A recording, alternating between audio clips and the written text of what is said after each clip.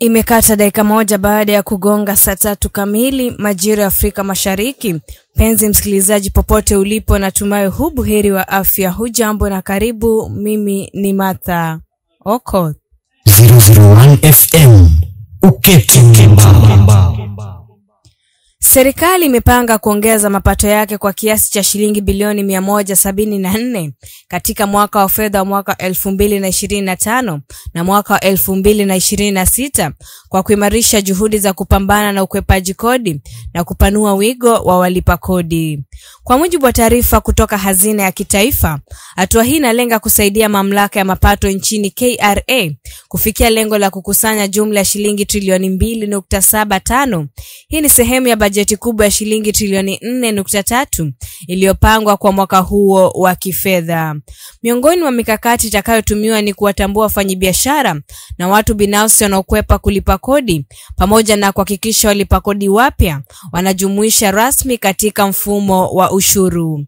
Hatua hizi zimejiri wakati serikali inakabiliwa na shinikizo la kugharamia miradi ya maendeleo pamoja na huduma za kijamii kama elimu, afya na usalama, huku ikijitahidi kupunguza utegemezi wa mikopo. KRA imesisitiza kuwa teknolojia mpya na uchambuzi wa data utatumika kwa kiwango kikubwa ili kufanikisha operesheni hii ya kukusanya kodi. Aidha, wananchi wamehimizwa kushirikiana na mamlaka hiyo kwa kuhakikisha walipa kodi kwa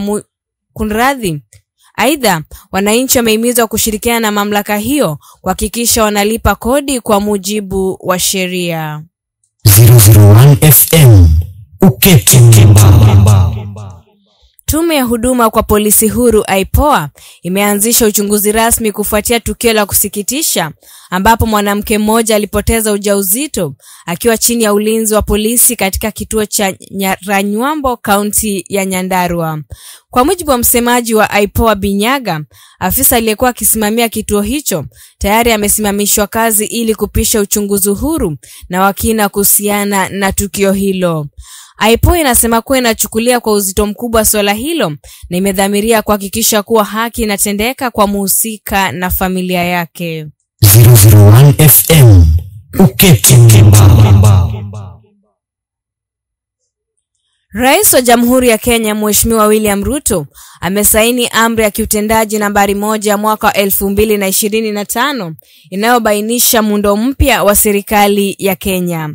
Katika amri hiyo mpya, Rais Ruto ametangaza kuundwa kwa idara 7 mpya za serikali ya kitaifa. Idara hizo ni idara ya kuratibu serikali ya kitaifa, idara ya sayansi, utafiti na ubunifu, idara ya uwekezaji wa umma na usimamizi wa rasilimali, idara ya mipango maalum, idara ya maendeleo ya usafiri wa anga na anga za juu, idara ya huduma kwa watoto pamoja na idara ya haki za kibinadamu na masuala ya kikatiba. Aidha, Rais Ruto amehamisha majukumu ya idara ya usimamizi wa utendaji na utoaji huduma kwa umma kwenda kwa ofisi ya Rais moja kwa moja katika juhudi za kuimarisha utekelezaji wa mipango ya serikali. Wakati huo huo, Wizara ya Huduma kwa Umma, Maendeleo ya Rasilimali Watu na Mipango Maalum kama itasimamia idara ya huduma kwa umma na maendeleo ya rasilimali watu pamoja na idara ya mipango maalum. Kwa upande mwingine, Wizara ya Barabara na Uchukuzi imepewa jukumu la kusimamia idara za barabara, uchukuzi pamoja na ile mpya ya maendeleo ya usafiri wa anga na anga za juu. Hatimaye, idara mpya ya haki za kibinadamu na masuala ya kikatiba imewekwa chini ya usimamizi wa ofisi ya mwanasheria mkuu wa serikali. 001 FM Uketi Mbamba. Aliyekuwa rais wa Jamhuri ya Kenya Mheshimiwa Uhuru Kenyatta amerejea rasmi katika uongozi wa chama cha Jubilee baada ya uamuzi wa mahakama kuu uliotolewa hivi karibuni. Mahakama hii imetambua kuhalilisha maazimio muhimu yaliyopitishwa katika mkutano mkuu wa kitaifa wa chama hicho uliofanyika mwezi Mei mwaka wa 2023.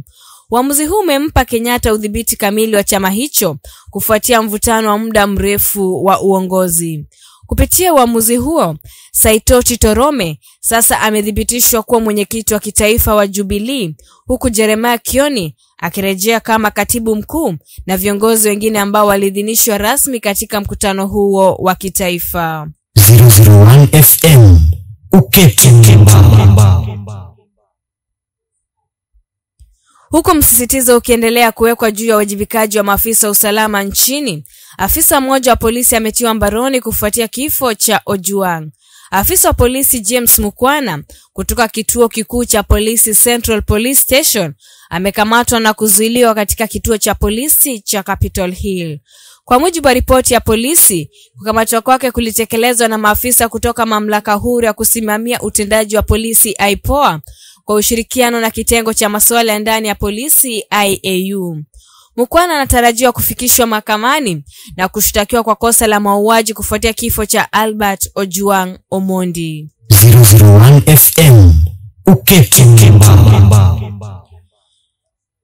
Waziri wa bunge Mheshimiwa John Mbadi aliwasilisha bajeti ya mwaka 2025 na mwaka 2026 ikionyesha vipaumbele katika sekta mbalimbali muhimu kwa maendeleo ya taifa.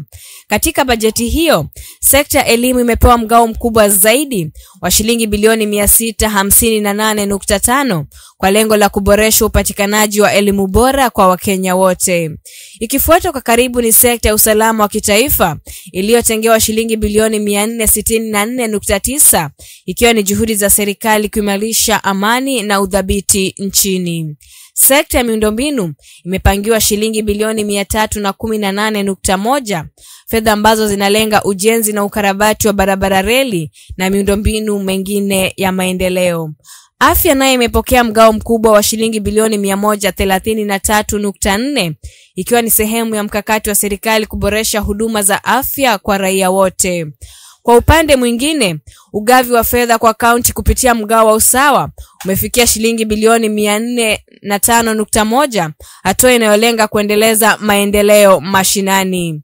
Sekta nyingine zilizonufaika ni makazi, maendeleo na miji na kazi ya umma bilioni 120.2, usawa wa kijamii kupunguza umaskini wanawake na vijana imetengewa bilioni 105.6, mazingira, maji na rasilimali asilia imetengewa bilioni 103.8, utawala bora na haki imetengewa bilioni 47.7, kilimo na usawa wa chakula bilioni 47.6, ulinzi wa jamii na hatua za uwekezaji imetengewa bilioni 41.3, utalii, michezo, utamaduni na burudani bilioni 29.7, viwanda na uendelezaji wa uzalishaji bilioni 18, teknolojia ya habari na mawasiliano ICT bilioni 12.7. Kwa mujibu wa Waziri Mbadi, bajeti hii inalenga kukuza uchumi, kupunguza ukosefu wa ajira, kuimarisha huduma za kijamii na kuhakikisha maendeleo jumuishi kwa Wakenya wote. 001 FM Ukekimba. Huo ndio mwisho wa habari zetu ndani ya 001 FM. Nitarejea timu hapo saa 4 kwa habari zaidi. Mimi ni Martha Okoth.